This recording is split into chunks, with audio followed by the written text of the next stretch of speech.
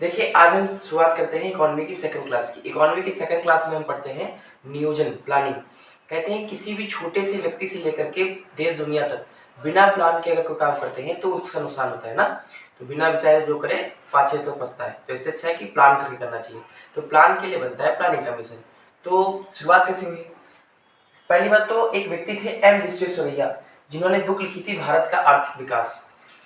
उसके बाद में 1938 में हरिपुरा अधिवेशन होता है आईएनसी यानी कांग्रेस का, इंडियन नेशनल कांग्रेस यानी कांग्रेस की बैठक होती है हरिपुरा अधिवेशन, जिसमें सुभाष चंद्र बोस अध्यक्ष होते हैं।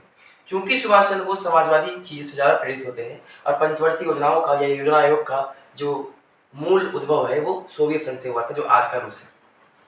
तो हरिपुरा अधिवेशन की बैठक जहाँ पर कह सकते हैं कांग्रेस की बैठक हुई थी 1938 में, वहां सुभाष चंद्र बोस ने इसकी बात की पहली बार। लेकिन सिफारिश किसने की? केसी नियोगी समिति। बट अभी केवल सिफारिश हुई है, लागू नहीं हुआ है। उसके बाद में स्थापना होती 15 मार्च 1950 को एक एग्जीक्यूटिव ऑर्डर के द्वारा। What is executive order? पहली बात तो 3 प्रकार की संस्थाएं होती हैं, संवैधानिक, असंवैधानिक, गैर संवैधानिक। संवैधानिक संस्थाएं वो होती हैं जो संविधान की किसी न किसी आर्टिकल से होती है, जैसे 280 वित्त आयोग, यूपीएससी, है ना, निर्वाचन आयोग वगैरह। कुछ ऐसी संस्थाएं होती हैं जो संविधान की भावना के अनुरूप होती हैं और संविधान के अंदर नहीं होती, उनको हम बोलते हैं गैर संवैधानिक आयोग।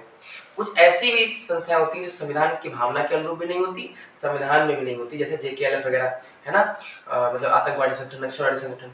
तो ये कैसी संगठन है, कैसा आयोग है?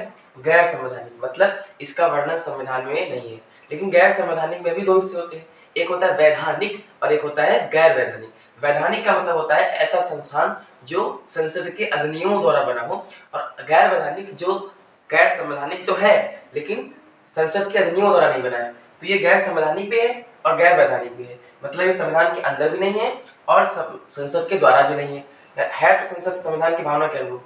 तो ये बना है एग्जीक्यूटिव ऑर्डर यानी कार्यपालिका के आदेश के द्वारा।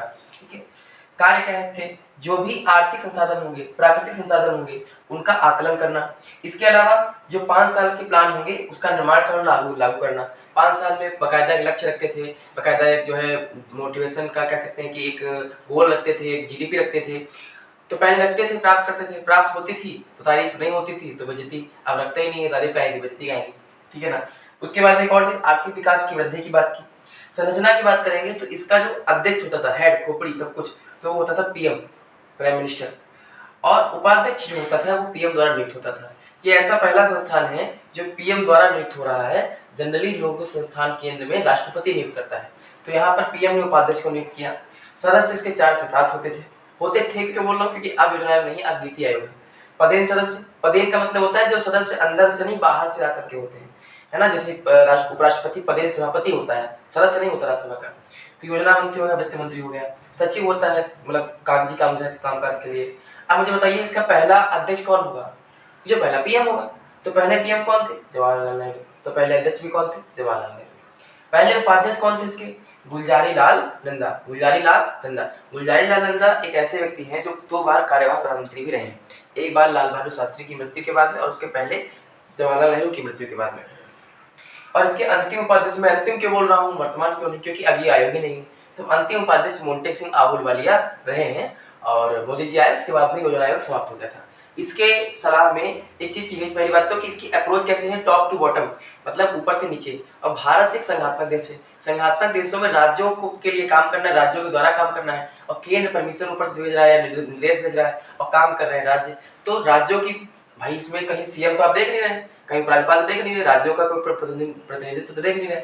उसके लिए क्या कहा गया कि वही टॉप टू बॉटम अप्रोच है, ये नहीं होनी चाहिए। तो फिर इसके लिए संगठन लाया गया उसी समय पे 2 साल बाद 6 अगस्त 1952 को एनडीसी, नेशनल डेवलपमेंट काउंसिल यानी राष्ट्रीय विकास परिषद, इसको राज्यों का प्रतिनिधित्व करने वाली संस्थान कहा गया, क्योंकि इसमें सीएम जो है राज्यों के उनको भी बुला लिया गया और यूटीज के या उपराज्यपालों को भी 1967 के बाद बुला लिया गया। चूंकि इसमें राज्यों के सीएम भी आते थे और ये सब तो आते ही थे, इसीलिए इसके संस्थानों ने सुपर कैबिनेट कहा, क्योंकि बहुत सारे लोग थे ना, अच्छा मतलब मंत्रियों के तौर पे। और इसके अध्यक्ष वही होते थे जो योजना आयोग के अध्यक्ष होते थे। देखिए, इसके उपाध्यक्ष वही होते थे जो योजना आयोग के होते थे, और सचिव भी लगभग। तो आज हम लोगों ने कंप्लीट कर लिया है। अगली बार जब हम लोग मिलेंगे तो पंचवर्षीय योजनाएं पढ़ रहे होंगे।